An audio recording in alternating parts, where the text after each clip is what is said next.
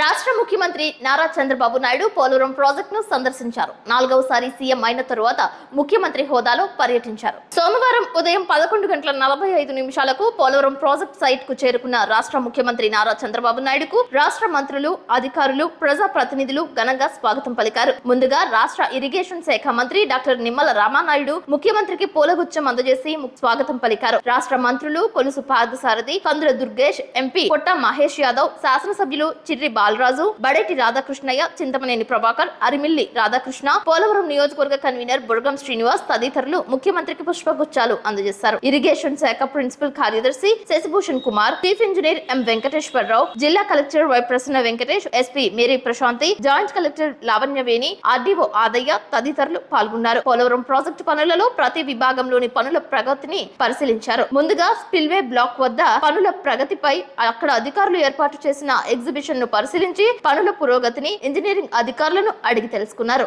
అనంతరం guide bund, gap 3, USCD, gap 1, gap 2, DSED వద్ద చేపట్టిన పనులను ఇంజనీరింగ్ అధికారులను అడిగి తెలుసుకున్నారు. అనంతరం power house downstream, upstream లో జరుగుతున్న పనులను పరిశీలించారు. ఒక్కొక్క విభాగం వద్ద 10 నుండి 15 నిమిషాల వరకు సమయంను కేటాయించుకుని అక్కడ పనుల పురోగతి, చేపట్టనున్న పనుల గురించి సవివరంగా ఇంజనీరింగ్ అధికారులను అడిగి తెలుసుకున్నారు. ఈ సందర్భంగా చంద్రబాబు నాయుడు మీడియాతో మాట్లాడుతూ ప్రాజెక్ట్ నిర్మాణం త్వరితగతిన చేపట్టాల్సి ఉందని, రోజు రోజుకు ధరలు పెరుగుతున్నాయని, గత ప్రభుత్వ హయాంలో పోలవరం ప్రాజెక్ట్ నిర్మాణాన్ని నిర్వీర్యం చేశారని తెలిపారు. ప్రాజెక్ట్ నిర్మాణం చేపట్టిన తరువాత కేంద్రంలో 4 మంత్రులు మారారని, ప్రాజెక్టుపై పూర్తి స్థాయిలో స్టడీ చేయాల్సి ఉందని, ప్రాజెక్ట్ నిర్మాణాన్ని ఏ విధంగా చేపట్టాలనేది తన ముందున్న ప్రధాన అంశమని తెలిపారు. తనకున్న అనుభవంతో 2014లోనే అధికారంలోకి వచ్చినప్పుడు ముంపుకు గురైన 7 మండలాలు ఆంధ్రప్రదేశ్ లో కలపాలని కోరినట్లు గుర్తు చేశారు. ఆర్డినెన్స్ తీసుకొచ్చినట్లు తెలియజేశారు. 2005లో దివంగత ముఖ్యమంత్రి రాజశేఖర్ రెడ్డి ప్రాజెక్ట్ ను ప్రారంభించారని, అనేక సమస్యలు రావడంతో పలు విభాగాలకు సంబంధించిన పలువురు కోర్టులకు వెళ్లారని, తరువాత 2014కు ముందు మాజీ సీఎం కిరణ్ కుమార్ రెడ్డి హయాంలో విభజన జరిగిన సమయంలో నేషనల్ ప్రాజెక్ట్ గా గుర్తింపు తీసుకురావడం వచ్చిందని, 1945లోనే బ్రిటిష్ వారు ప్రాజెక్ట్ నిర్మాణం చేపట్టాలని అనుకున్నారని తెలిపారు. 700 టీఎంసీ పెంచాలనుకున్నారని చెప్పారు. 194 టీఎంసీలు ఉండేలా స్టోర్ చేసే విధంగా పెట్టుకుంటే ఉత్తరాంధ్ర, కృష్ణా, గుంటూరు, కరువు ప్రాంతాలైన రాయలసీమకు తాగునీరు, సాగునీరు అందేలా చేసే విధంగా ప్రాజెక్ట్ ను డిజైన్ చేయడం జరిగిందని తెలిపారు. 320 మెట్రిక్ టన్నులు కలిగిన 48 గేట్లను పెట్టడం జరిగిందని, 99% నీటిని బయటకు పంపే విధంగా ప్రాజెక్ట్ నిర్మాణం చేయడం జరుగుతుందని తెలిపారు. ఈ రాష్ట్రంలో ప్రతి ఒక్కరూ అర్థం చేసుకోవాలని, రాజకీయాల్లో ఉండకూడని వ్యక్తి రాజకీయాల్లోకి వస్తే ఇటువంటి ప్రాజెక్టులు నిర్వీర్యం అవుతాయని విమర్శలు చేశారు. 31వసారి ప్రాజెక్ట్ కు వచ్చానని, నా కష్టాన్ని బూడిదలో చేసిన పన్నీరుగా ప్రాజెక్ట్ ను చేసేశారని తెలిపారు. రిహాబిలిటేషన్స్ విషయంలో ఎంతో కృషి చేశానని, గత ప్రభుత్వంలో రివర్స్ టెండరింగ్ ఏజెన్సీ, ఉన్న సిబ్బందిని మార్చడం, ప్రాజెక్టు గురించి అవగాహన లేని వారిని నియమించడం, 2 సార్లు గోదావరి వరద వస్తే డయాఫ్రమ్ వాల్ 35% మరమ్మతులకు గురి కావడంతో నిర్మాణం జాప్యం జరిగిందని తెలిపారు. మరమ్మతులు చేయాలంటే 4,447 కోట్ల రూపాయలు ఖర్చు చేయాల్సి ఉందని, డయాఫ్రమ్ వాల్ నిర్మాణానికి ప్యారలల్ గా గోడ నిర్మించాలంటే సుమారుగా 9,000 కోట్ల రూపాయలు ఖర్చు చేయాల్సి ఉందని, డయాఫ్రమ్ వాల్ కాపర్ డ్యామ్ వద్ద ఇసుక పైకి లేచిపోయిందని తెలిపారు. గ్యాప్ 1, గ్యాప్ 2ల వద్ద లీకేజ్లు రాకుండా ఇసుకను పూడ్చడం, గ్యాప్ 3 వద్ద మరమ్మతులు చేయాల్సి ఉందని తెలిపారు. అన్ని సవ్యంగా జరిగితే 4 సంవత్సరాల్లోనే ప్రాజెక్ట్ ను పూర్తి చేయగలుగుతామని వెల్లడించారు. సాంకేతిక పరిజ్ఞానంతో పూర్తి చేయాల్సి ఉందని, ప్రాజెక్ట్ ను పూర్తి స్థాయిలో స్టడీ చేసి నిర్ణయాలు తీసుకోవాల్సి ఉందని, నిబ్బరంగా ఉండి ప్రాజెక్ట్ నిర్మాణాన్ని ముందుకు తీసుకువెళ్లాల్సి ఉందని తెలిపారు.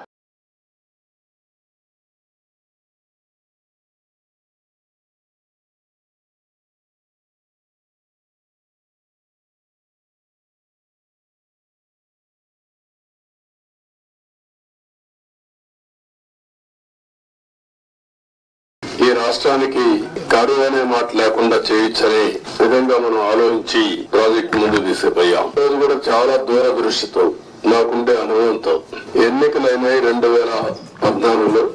ఇక్కడ తెలుగుదేశం పార్టీ గెలిచింది, బీజేపీ తెలుగుదేశం పొత్తున్నాం. నేను మొట్టమొదటిసారిగా రిక్వెస్ట్ చేసింది, ఎందుకంటే నేను విజువలైజ్ చేశాను కాబట్టి, 7 మండలాలు తెలంగాణలో ఉన్నాయి కరువుకి ముంపు గురయ్యే మండలాలు. ఆ 7 మండలాలు గాని మనకి ఇవ్వకపోతే పట్టుబట్టి, మీరు 7 మండలాలు ఇవ్వకపోతే నేను ప్రమాణ స్వీకారం కూడా చేయను, ఇంకా పోలవరం ప్రాజెక్ట్ కాదు అనే ఉద్దేశంతో నేను పట్టుబట్టి ఈ యొక్క తీర్మానం తీర్మానాన్ని పాస్ చేసి ఆర్డినెన్స్ తీసుకొచ్చి అది యాక్సెప్ట్ చేసిన తర్వాత పార్లమెంట్ సమన్ చేశారు. దానివల్ల 7 మండలాలు మనకు వచ్చాయి. ఆ 7 మండలాలు వచ్చాయి కాబట్టి మనం ప్రాజెక్టు కట్టగలిగాం. అప్పటికే ఈ ప్రాజెక్టు చాలా, ఒక మాటలో చెప్పాలంటే, అనేక సంక్షోభాలు ఎదుర్కొంది. 2500లో ఈ ప్రాజెక్ట్ రాజశేఖర రెడ్డి గారు ప్రారంభించడం, అప్పుడే అవకతవకలు చేయడం, కాంట్రాక్టుల్ని క్యాన్సిల్ చేయడం, అక్కడి నుంచి ప్రాజెక్టు ఆటకెక్కడం, అక్కడి నుంచి వాళ్ళందరూ కోర్టులకు వెళ్ళిపోవడం. ఇక్కడ కూడా land acquisition project central place లో ల్యాండ్ ఎక్విజిషన్ చేయాలంటే వాళ్ళు కోర్టుకు వెళ్ళడం, right main canal, left main canal కాలువలు తవ్వాలంటే వాళ్ళు కోర్టులకు వెళ్ళిపోవడం. ఎన్ని లిటిగేషన్లు పెట్టాలో అన్ని లిటిగేషన్లు పెట్టి 2014 కంటే ముందు కిరణ్ కుమార్ రెడ్డి ముఖ్యమంత్రి అయిన తర్వాత టెండర్లు పిలిచాడు. అది కూడా కోర్టుకు పోయి గందరగోళం అయ్యి తర్వాత ఫైనల్ గా అన్ని కోర్టులో వికెట్ వచ్చింది. ఆ సమయంలో విభజన జరిగిన సమయంలో ఇది నేషనల్ ప్రాజెక్ట్ గా విభజన చట్టంలో పెట్టారు. ఇన్ని నానా అవస్థలు పడి ప్రాజెక్టు ఇప్పుడే కాదు, ఈ ప్రాజెక్ట్ కన్సీవ్ చేసి చూస్తే 1940లోనే కన్సీవ్ చేశారు బ్రిటిష్ వాళ్ళు. అప్పటి నుంచి ముందుకి వెనక్కి రావడం, అప్పుడు కూడా 300 టీఎంసీ నుంచి 700 టీఎంసీ ఇంకా హైట్ కూడా పెంచి కట్టాలని చెప్పి అనుకున్నారు. కడాన మనకు వచ్చింది చూస్తే 45.72 మీటర్లు దీంట్లో కట్టినప్పుడు 194 టీఎంసీ ఆఫ్ వాటర్ స్టోర్ చేసేట్టుగా మనం దీన్ని పెట్టుకున్నాం. అంటే 194 టీఎంసీ వాటర్ పెట్టుకుంటే 320 టీఎంసీ ఆఫ్ వాటర్ వాడుకునే అవకాశం వస్తుంది.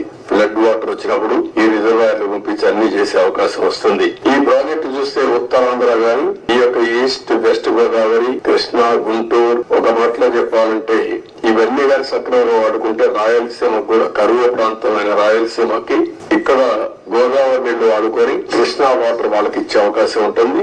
అవసరమైతే భవిష్యత్తులో అన్ని సహకరిస్తే గోదావరి వాటర్ కూడా రాయలసీమ కూడా తీసుకునే అవకాశం వస్తుంది. ఇది 15 lakh cusecs of water discharge, highest ఇది స్పిల్ వే మీద.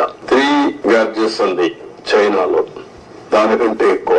అది ప్రపంచంలో ఒక పెద్ద సక్సెస్ స్టోరీ. అక్కడ కూడా ఇదే రివర్ మార్చారు, అతిపెద్ద ప్రాజెక్ట్ కట్టారని మనం మాట్లాడుకుంటాం.